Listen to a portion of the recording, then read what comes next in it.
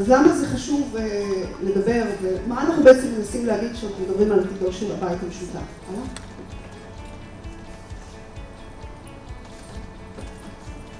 רוב הבנייה בישראל היא בנייה למגורים. 80% מהבנייה היא בנייה למגורים.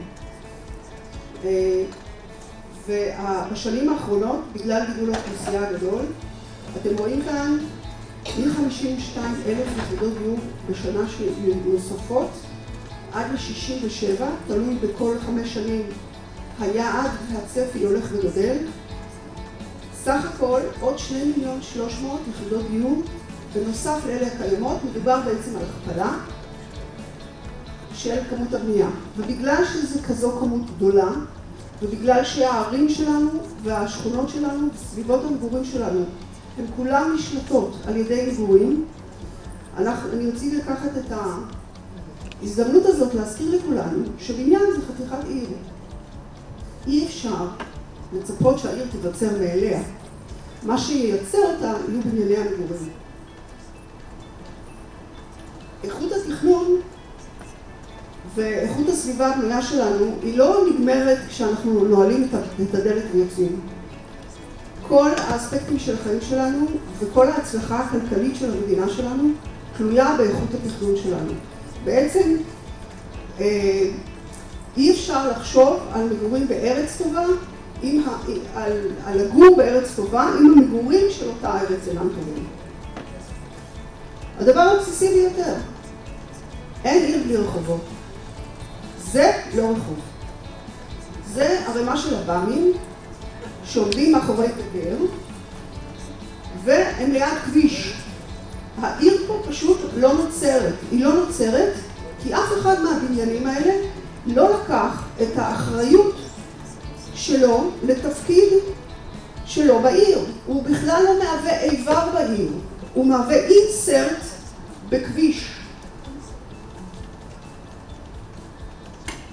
איך אפשר להסביר? למה הקבלנים לוחצים עלינו לעבוד ככה? אנחנו יודעים שפרמטר מספר 1 בבחירת דירה זה המיקום.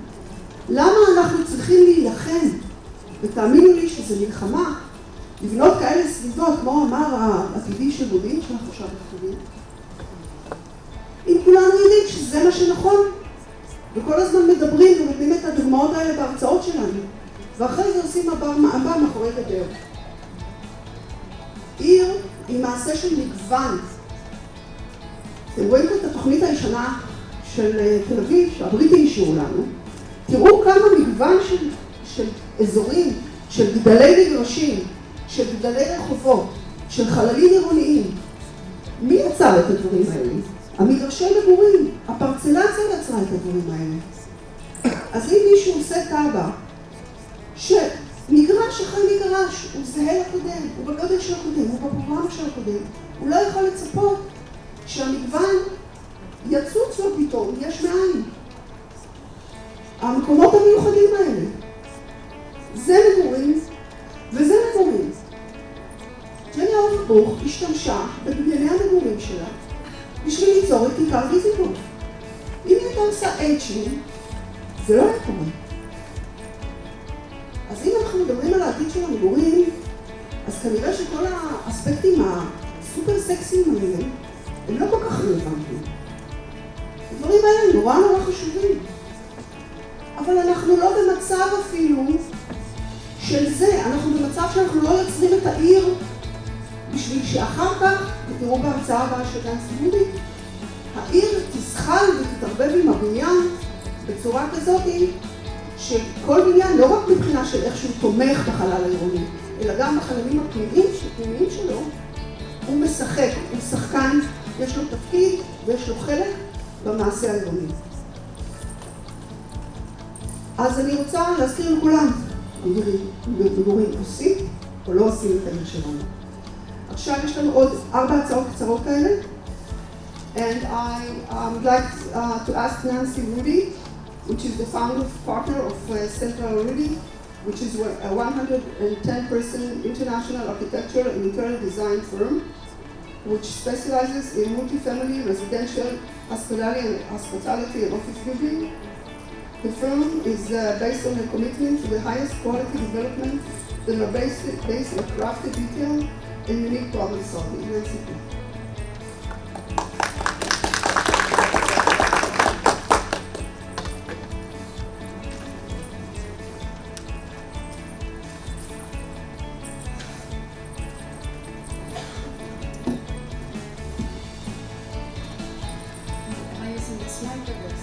Whatever.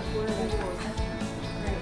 Well, thank you for having me, and I'm sorry I don't speak Hebrew, so I hope you'll understand what we're going to discuss today.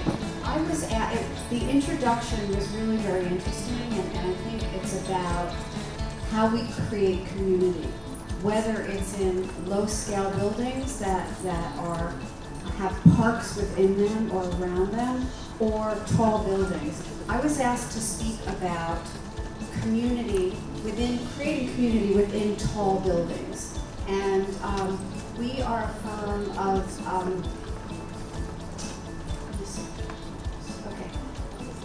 I'm gonna hold up on that a second. We're about 30 years old, and on our 30th anniversary, we decided instead of having like an amazing blowout party, which a lot of firms do on their anniversaries, that we would spend the time and the money to really look within us and figure out what really made us tick and what is the next chapter for Sexy Writing. And so we developed 6 one-minute videos, each that is a pillar of our firm and how we operate. So I just wanted to show you this. This is supposed to roll.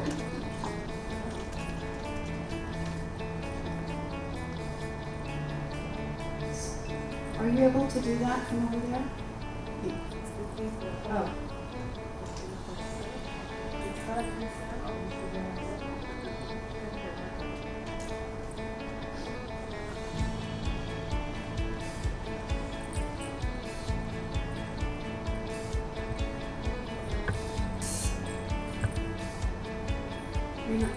You're not able to do it? Okay, so we'll pass it. I'll send it to anyone. We just won a national award for these 6 little videos, and I think for those of you who are designers and architects, and that spending that time of looking inward once in a while is really the most wonderful thing. So this is one of our pillars about how every site has a story. So I'll have to pass that. So just to give you a little bit of background about Sexy Ready, and then we'll get into the topic. We are 33 years old. We have about 110 people, and we do architecture and interior design in a very integrated way. And we were asked to talk about what we do within these tall towers that we and other people are building, because the cities are becoming more and more dense, and we understand that in the next 10 years, the population of Israel is going to grow by six times, and there will be this pressure to go vertically, which is classically not the way residential or commercial development has happened in Israel. So I'm going to show you some examples of buildings that are mostly built, except for this one over here. All the way on the left, we have a 60-story tower in Manhattan. It's called One Madison. The one on the next one is called Rose Hill, for the owners and developers of the beloved Rockefeller Center in New York. And it's a building that is sort of referential to the heritage of our client. This is a building that is about to start construction in Toronto, our first building in Canada. And this is a building just completed in New York City. So we have built a lot, and we have dealt with the issue of, and something that is so important is how a tall building hits the ground. And I wasn't asked to talk about that, but I can't go without saying that one of the dilemmas and really the things that haven't been done successfully with tall buildings all over the world is when it comes down to the ground, it's very important to have retail, food and beverage that face the street, because people love activity. You know, the street life and activity. I know Tel Aviv is a city like that, but you go to Toronto, you go to Hong Kong, where we've done a lot of work, and India and Dallas, Texas. All of the community activity faces inward in malls, and so and it really is taking away from the vitality of cities. So although I'm not going to be speaking about that today, we think it's highly important that towers talk to each other and that the street life of our cities be maintained. We also, just to give you a sense of who we are, we do integrated architecture and interior design, which is something that a lot of firms that do residential work do not do. Either they're great architects or great interior designers, but I have a colleague, Erin Chen, here, who's going to speak, who is one of the few people in New York that we consider has a firm like ours, in that where the interior design and architecture are fully integrated. So, thinking of the vertical city, basically all residential buildings for our firm are about creating home, a place where people come from their busy day, whether you're working or dealing with your children, and you come home, and we try to create that wonder of opening your apartment door and going, oh, I'm home. So there's that privacy portion and that portion of flexibility of adapting a flat to your own lifestyle.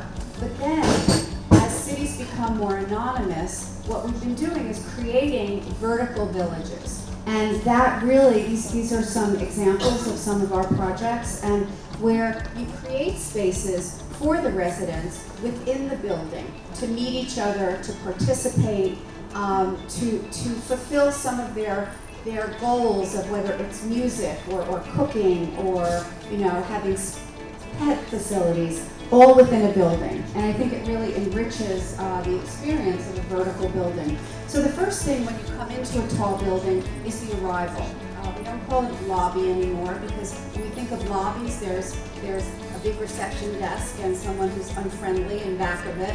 But what's really happening is that the arrival on a building really works with the outside of the building and really creates a sense of welcome. This is a building that we are just about finished with, where we're integrating art and murals, which is really exciting. And this is a building that we have under development with Virgin Atlantic to create a lifestyle building that reflects Virgin's point of view, which is wellness. Everything from the arrival points being about activity spaces. This is a project in Brooklyn that we've done that has not only a coffee shop, but a lending library and co-working, but making it a place that when you come into your building, you're greeted by other people. They may not look up at you, but there's an activity and there's a buzz and there's a great sense of that this is your community. And those social spaces have become really, really important within tall buildings. This is a lobby in a building of ours, and that connects through this amazing metal stair to the wellness center. So the wellness centers are no longer tucked away in a basement or only at the top of the building, but it's connected. And the arrival spaces really become places where you want to stay and hang out and have a drink. This is another kind of community space on the top of the building that we've just finished, where we have a pool, where it's not just for sunbathing, but it's for having parties at night, having lectures, things of that sort. Another project of ours where the community space really feels like a throwback to perhaps a trip to the country or a trip to Africa, where there's a totally different mood that takes you away from the realities of the city and brings a lot of greenery into the space. Even mail, most of us get very little mail now, but in New York and the United States, you're still required to have these large mail rooms, and usually they're these anonymous poorly lit spaces. This is a building that we recently completed, and the mail area, becomes a social space that has music and seating and is another place for people to meet their neighbors. And this is another building, and I didn't want to show you all luxury buildings. This is a building where really for entry-level people, first jobs, but creating spaces that are welcoming and familiar to them. And then there's play. We all play outside of our buildings, but creating play spaces for adults and children. This is a project we've just completed. It's very close to Lincoln Center in New York, which is the cultural center of New York. So it's a child space where children can play instruments that they may not have exposure to, or do plays and really activate. And those are music staffs on the ceiling. And then even for adults, we've been putting in music rooms and practice rooms for single people. We've been putting ensemble spaces and even karaoke spaces. And on the right is, there's all of these, lounge spaces. But in the tall buildings, what we're doing is putting them on different levels. If it's a 60-story building, there'll be some towards the base, some towards the middle, and some towards the rooftop. So even if your particular home is facing the back and doesn't get great sunlight, we're putting the amenities towards the top of the building so everyone can appreciate the views and the light. This is another space that we're working on that is, I want to live in this building. It's a series of indoor garden, but there's so much light that these are real trees and hammocks, and basically the outdoor space, the terrace space, has no lighting other than as you walk through, you pick up a lantern as though you're on a camping trip, and you carry your lantern and you walk outside, and that's how the lighting is created on the outside terraces. Game rooms, pool rooms.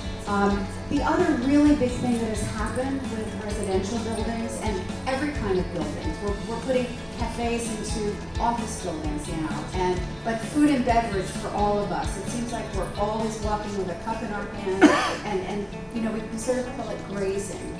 It's a way of relaxing in all different ways. So this is a project we've done that has a library-like bar with a fireplace in it and access to a secret garden where we show movies at night. Private dining. These used to be spaces we used to do 10 or 15 years ago. Now we're doing them so that they can also be co-working spaces where people who might live in a tiny apartment and work from home but want to come into a public space to meet other people. All of these spaces have self-serve, really high quality coffee, snacks, things of that sort. So it is really creating that vertical community. And this is another private dining room, just to say we're really having fun with things, and because I think that no matter what your age, I think people are really more design sensitive and really want to have fun in their environment. This is a wine cellar in a residential building that we took advantage of cutting out the basement, and it opens up onto the lobby space, which is above. So even if you never go down there, as you walk to the elevators, you can see the activities, and they have bartenders on Wednesday, Thursday, Friday, and Saturday nights. And even putting cafes, coffee shops and little cafes, so that people, in Israel you don't have the inclement weather that we do in North America. But not having to put your coat on and boots when it's snowing out and coming down to a cafe where you can meet your neighbors or sit alone. But it's the idea of creating community, that you're not alone within a big city. And this is a co-working space that has different kind of lighting during the day, and at night it dims down. And one of the things we're finding with all spaces we design, not just residential, but that spaces have to be flexible, because if we think we know what's going to happen in a space today, in a year it's going to be totally different and be used for things we never even thought of. So the idea of flexibility in lighting and use and furniture that really moves around. And my body, I've used up my time.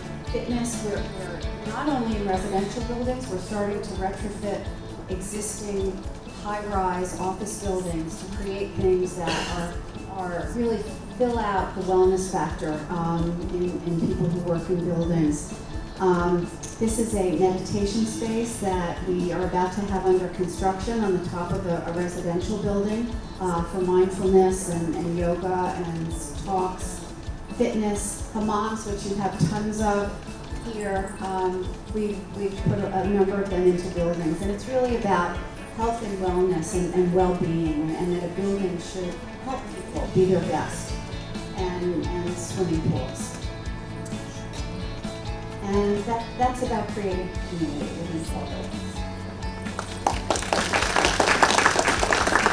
I think a very unfortunate thing has happened in our field in that architecture has become like fashion, and one after the other buildings are being built that are there really for someone's ego instead of the better of the city. And I don't agree that we don't have courtyards in New York, because New York started that way. But I think it's important, the public-private collaboration, which is the hardest thing in any country or any city. But I think that if there were better planning laws, beyond that a building has to be this big or this many stories, but what the street life is about and how people live in a city and how community is really created. And I think that what is so sad, traveling all over the world, the United States and almost every country, and I'm saying this because Israel is starting to develop tall buildings, but if tall buildings don't respond to home and community and nurture, which is the thing that every person needs, doesn't matter if you're 4 years old or 80 years old, that if we don't start thinking about the wellness of people living in cities, we're going to be in trouble. There's going to be a bunch of, you look at a location like Dubai, and what one worries about a place like Israel where there aren't a lot of tall buildings and your culture started on the street and on the ground. Don't let that happen here.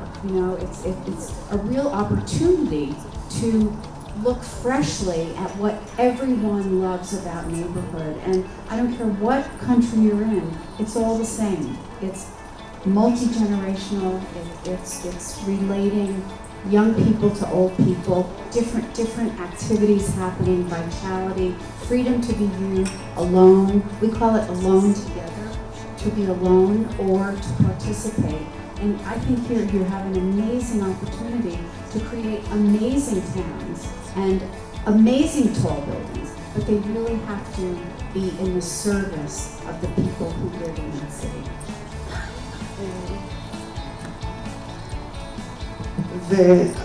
last but not least, איתי בן חיים, שהוא שותף במשרד כיסי לחוקי האדריכלים, זוכי פרס רכב ופרס איילון להתחדשות עירונית, חבר הנהלת התאחדות האדריכלים ויו"ר אות האדריכלות הישראלית, שאני מקווה ששנה הבאה תיתן פרס גם על, ואני נותנת לך את הקריטריונים, בתור אחד השופטים. האם תמכתי ביצירת מקום בעיר? איזה מפגשים אני מציע? איך אני מפגיש את האדם עם הטבע? ואיך עזרתי בחוליה החלשה? אני כבר מציעה את אלה כקריטריונים לאות האדריכלות. קודם כל, תודה רבה, ואני מסכים, בתור מישהי שהייתה שופטת אצלנו בשנה שעברה,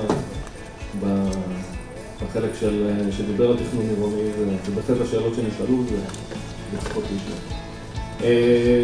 אני אהיה קצר, כי אנחנו פה כבר תקופה. אני רק אגיד שכטבעם של דברים כאלה, אתה יוצא מתוסכל, זה יוצא קצת מתוסכל כי אתה רואה לא יודע, שכולנו יודעים את הדברים, כולנו מדברים על הדברים. אני במקצוע רק 12 שנים, ומאז שאני שם אז מדברים על זה, וגם בלימודים שלפני. ואופטימי, ואז אתה מסתכל מסביב, כמו שערן אמר, וגם כשאתה גר פה, לא צריך לבוא מבחוץ בשביל להסתכל ולהבין. ואופטימי כי אתה אומר, אם יום אחד נתחיל ליישם משהו, אז זה יהיה פה ממש נפלא. והשאלה איך אנחנו עושים את זה, אני מסתכל להגיד על חריש, שהיא עיר חדשה שלכאורה היה הכי קל בעולם לעשות אותה מעולה. ואם נכשלנו שם, אז איך נצליח בעיניי, נכשלנו שם. אז איך נצליח במרכזי ערים ובזה שהתכנון שלנו הופך להיות יותר ויותר מסובך ואין לנו כבר שטחים פתוחים ואם יש אז אנחנו לא רוצים להתעסק בהם, איך אנחנו צריכים ליישם את זה. ואני חושב שיש את הלהיות יותר טוב, שהוא באמת במסגרת שלנו בתור אדריכלים ולנסות להילחם וכן למצוא את הקהילתיות וכן למצוא את השונה וחיבור לרחוב ולמצוא את כל הדברים שאנחנו יודעים להגיד וכמו נרצנו את זה וניסינו לראות גם כמה דברים כאלה וזה אולי להיות יותר טוב, אבל בשביל להיות מצוין לדעתי קשה מאוד להצליח כשאתה מדבר על הבית המשותף וחייבים לחשוב בקנה מידה יותר גדול, לפחות של הבלוק המשותף ולפחות של השכונה המשותפת ובשביל זה כמו שרן אמר חייב להיכנס, הרשות המקומית חייב להיכנס לכל הפחות לתוך הדבר הזה בדרך כלל יש לה כוח מניע יותר גדול והיא צריכה להשקיע את המאמצים שלה שם, יש כוח מוגבל ומשקיעים את רובו ולבדוק אם המדרגות הן תקניות ועם חישוב שטחים הוא כמו שצריך ולהחזיר ולהביא ואני אומר צאו מתוך הבניין ותשקיעו את כל הזמן ולבדוק איך הבניין מתחבר עם הרחוב ואיך הבלוק עובד ביחד ואיך אפשר להגדיל את גבולות הפרויקט כי אם ניתן לכלכלה לנהל את זה, אם ניתן לפשטות לנהל את זה, יש לנו תהליכים מאוד טכנוקרטיים שאנחנו עובדים בהם ויש לנו המון מסמכים שאנחנו צריכים לייצר ובאופן טבעי גם הטובים בינינו נוטים בסוף להיכנס לתוך המתודה של הדבר ולתת לו לנהל אותנו ואנחנו צריכים לתת את זה, להוציא מידינו ולהשאיר את המקום ליצירתיות ואת הזמן שאנחנו משקיעים בדיוק בפתרון של הקשרים האלה ולעשות את המרחב טוב יותר. כל הבפנים יצא כבר מצטער. תודה רבה. רבותיי, אני מתנצלת. קודם כל תודה רבה לפורום המאוד מאוד מכובד שיושב כאן. תודה רבה. יש לנו כמה דקות להגיב, אין לנו חצי שעה. אורית. מצטערת. יש עוד, היא אמרה כמה דקות. אין.